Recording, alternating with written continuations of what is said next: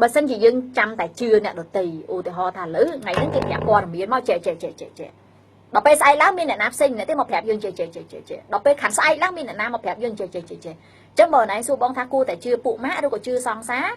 អូនឯងអត់អាចសម្រេចចិត្តបានទេព្រោះមួយថ្ងៃមនុស្សនឹងប្រាប់ខុសគ្នារាល់ថ្ងៃហើយព័ត៌មានដែលអូនទទួលបានវាខុសគ្នារហូតហើយអូនមិនមែនមានជំនាញនៅក្នុងការវិភាគដឹងថាអ្នកណានិយាយពិតអ្នកណានិយាយមិនពិតទេអញ្ចឹងជាទូទៅនៅពេលដែលសួរខ្ញុំថាតើគួរជឿអ្នកណារវាងមិត្តភ័ក្តិរវាងបុគ្គលកបុគ្គលខបុគ្គលកអញ្ចឹងខ្ញុំនឹងឆ្លើយថាជឿខ្លួនឯងជឿអារម្មណ៍របស់ខ្លួនឯងជឿថាខ្លួនឯងមានសេចក្តីសុខឬគ្មានសេចក្តីសុខបងនិយាយភាសាទៀតមនុស្សយើងអត់ចាំបាច់ត្រូវតែដឹងរឿងគ្រប់បែបយ៉ាងទាំងអស់ហើយព្រោះយើងមិនមែនព្រះយើងមិនមែនទេវតាហើយបងណាជាអ្នកដោះស្រាយវិបត្តិក៏អត់បានដឹងរឿងគ្រប់បែបយ៉ាងដែរក៏ប៉ុន្តែមនុស្សយើងត្រូវស្គាល់អារម្មណ៍របស់ខ្លួនឯងត្រូវដឹងថាតើរាល់ថ្ងៃវាមានសេចក្តីសុខអត់បេះដូងយើងរាល់ថ្ងៃវាកក់ក្ដៅអត់បេះដូងយើងរាល់ថ្ងៃមានអារម្មណ៍ថាគេឲ្យតម្លៃយើងដែរឬក៏អត់បូកផ្សំជាមួយនឹងការពិចារណាលើខួរក្បាលអូនអារម្មណ៍យើងអញ្ចឹងហី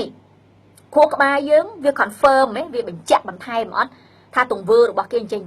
ចុះបូកផ្សំគ្នាមកសម្រាប់ចិត្តផ្អែកទៅលើការយល់ឃើញរបស់ខ្លួនឯងមិនមែនសម្រាប់ចិត្តផ្អែកលើព័ត៌មានដែលយើងបានពីពួកម៉ាក់ឬក៏ព័ត៌មានដែលយើងបានពីសង្សារយើងឯងព្រោះមនុស្សម្នាក់មានគិតប្រយោជន៍រៀងខ្លួនគ្មានអ្នកណាគិតប្រយោជន៍អ្នកដទៃជាងប្រយោជន៍ខ្លួនឯងទេមិត្តភ័ក្តិយើងក៏ដោយសង្សារយើងក៏ដោយមានតែយើងខ្លួនឯងទេទឹកដឹងថាតើការសម្រេចចិត្តមួយណាវាមានអត្ថប្រយោជន៍បំផុតសម្រាប់យើងរឿងដែលសំខាន់គឺនៅពេលដែលយើងសម្រេចចិត្តហើយ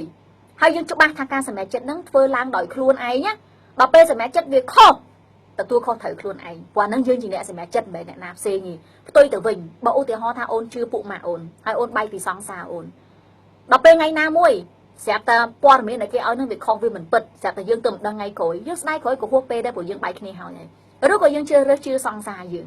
ដល់ពេលដែលយើងជឿសង្សារយើងហើយដល់ពេល1ខែ2ខែក្រោយមកយើងទៅមិនដឹងថាសង្សារយើងក៏ហក់សោះអញ្ចឹងយើងក៏មានអារម្មណ៍ថាមិនសមជឿអ្នកនេះមិនសមជឿអ្នកនោះសោះអញ្ចឹងនៅពេលដែលយើងសម្រេចចិត្តដោយមិនផ្អែកទៅលើអារម្មណ៍បេះដូងនិងការពិតដែលចេញមកពីខ្លួនយើងអាចបន្ទោសអ្នកដទៃបានទាំងអស់តែនៅពេលដែលយើងសម្រេចចិត្តខ្លួនឯងយើងទទួលខុសត្រូវលើការសម្រេចចិត្តនឹងហើយសូម្បីខ្ញុំជាអ្នកដោះស្រាយវិបត្តិស្នេហាក៏ដោយជាអ្នកវិភាគរឿងគេក៏ដោយសូម្បីតែខ្ញុំក៏ make bad decision ដែរសូម្បីខ្ញុំក៏ធ្លាប់ធ្វើការសម្រេចចិត្តហើយសម្រេចចិត្តខុសវាខុសហើយបាត់ហើយតែខ្ញុំមិនដែលស្ដាយក្រោយចំពោះការសម្រេចចិត្តរបស់ខ្លួនឯងខ្ញុំមិនដែលច្បាស់